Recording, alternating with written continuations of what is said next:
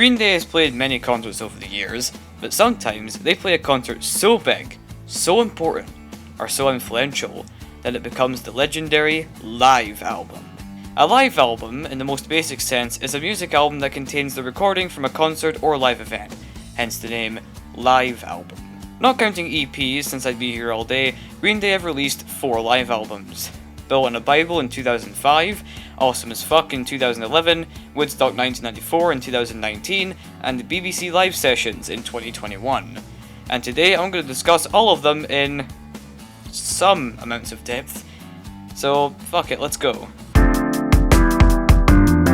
In 2004, Green Day released their 7th album, American Idiot. I won't be wasting your time discussing why this record was such a big deal when it came out and why it still is a really big deal. If you want that, go watch Deep Discog Dive or something. Anyway, during the American Idiot World Tour, the band played 2 nights at the Milton Keynes National Bowl in Milton Keynes, England, on June 18th and June 19th of 2005, playing to a massive audience of 60,000 people per show, which, if I'm not wrong, is the biggest crowd Green Day have ever played at a solo concert. Sure, they may have played to a crowd of over 200,000 at Woodstock, but most of the people there weren't even there for Green Day. Also, disclaimer, YouTube doesn't really like me using footage from this concert, so I'll instead be showing some other American Idiot era concert footage to suffice.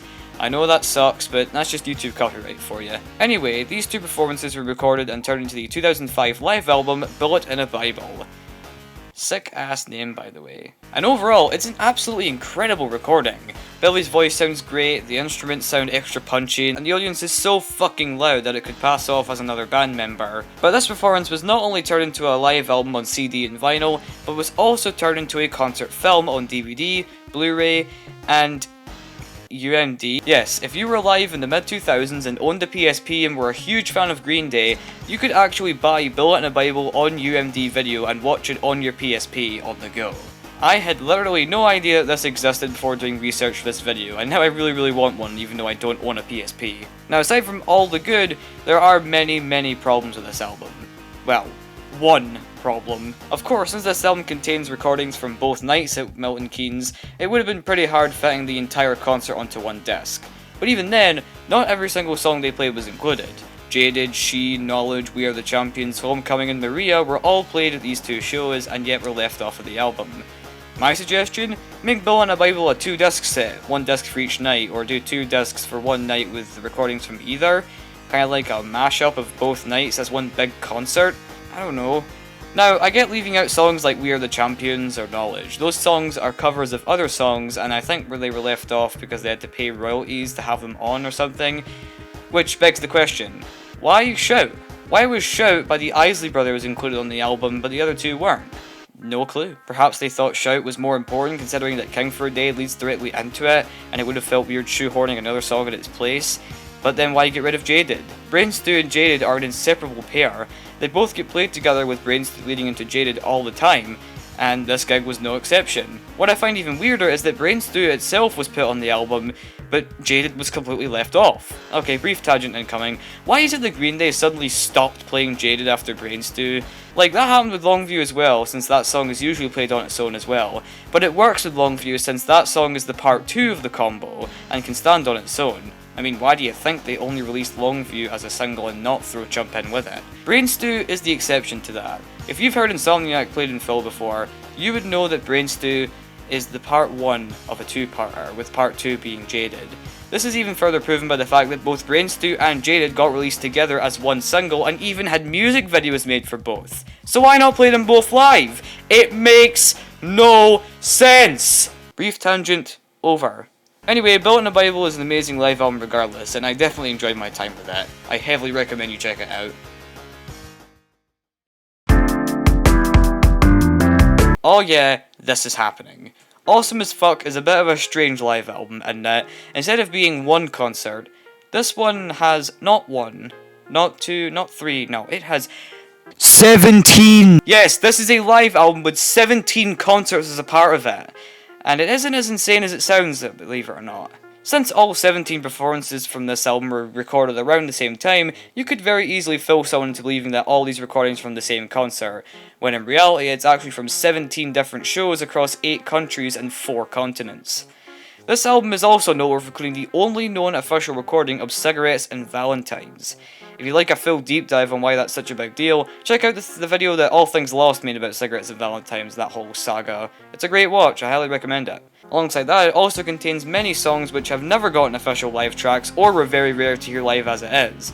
Burnout, Jar, Geek Stink Breath, Going to Passalacqua, and Who Wrote Holden Caulfield, just to name a few, alongside the usual suspects such as American Idiot, Holiday, Good Riddance, and When I Come Around, alongside new songs like Viva La Gloria and East Jesus Nowhere. Much variety on this one.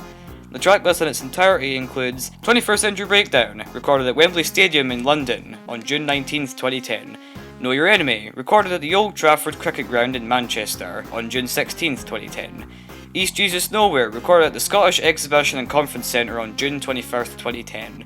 Holiday, recorded at Marley Park in Dublin, Ireland on June 23rd, 2010.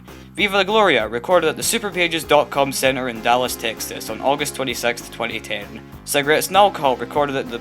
Wait, what? Cigarettes and... I wrote Cigarettes and Alcohol into the script. Fuck. Cigarettes and Valentines, recorded at the Cricket Wireless Pavilion in Phoenix, Arizona on August 30th, 2010. Burnout, recorded at the Verizon Wireless Amphitheater in Irvine, California on August 31st, 2010. Going to Passalacqua, recorded at the Cricket Wireless Amphitheater in Chula Vista, California on September 2nd, 2010.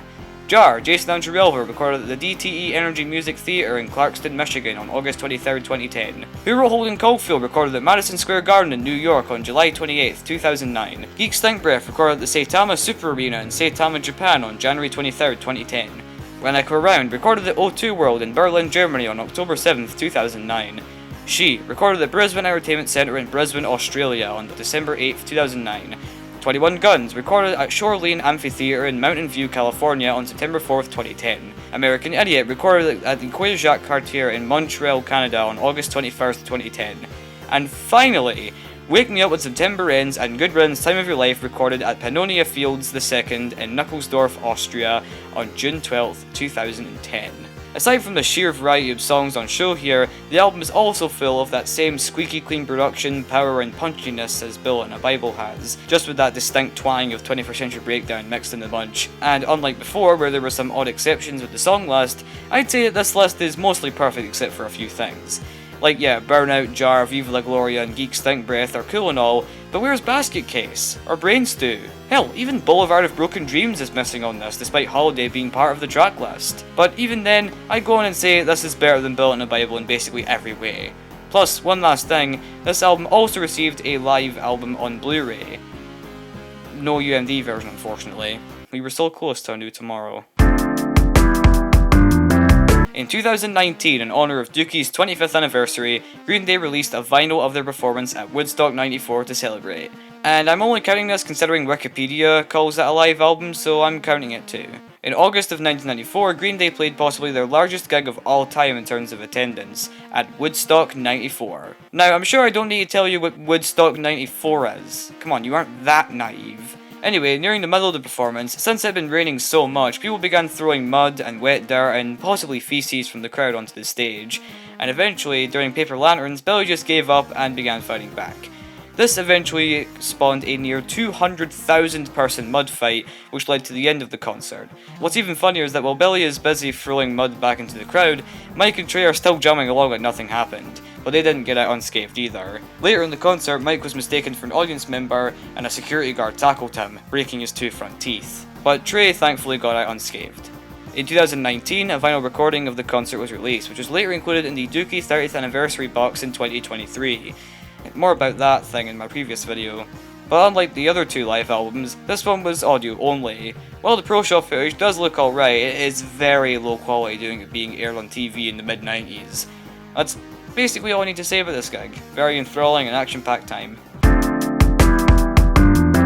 And now we arrive at Green Day's newest live LP, BBC Live Sessions. Essentially, between 1994 and 2001, Green Day would perform 4 sets at the BBC, which would be aired on the radio.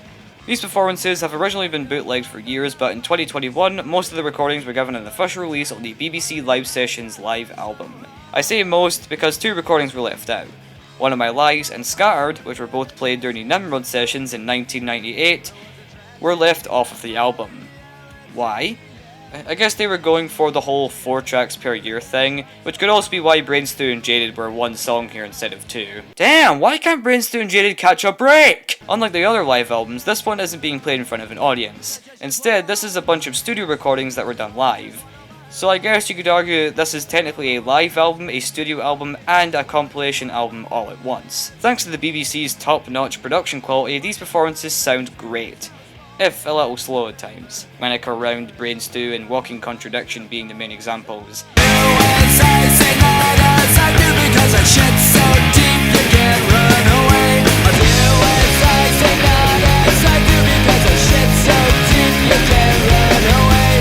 But aside from that, this is a great album, I highly recommend it. Though I would try to mix the bootleg recordings in there, considering that One of My Lies and Scattered aren't included in the official release.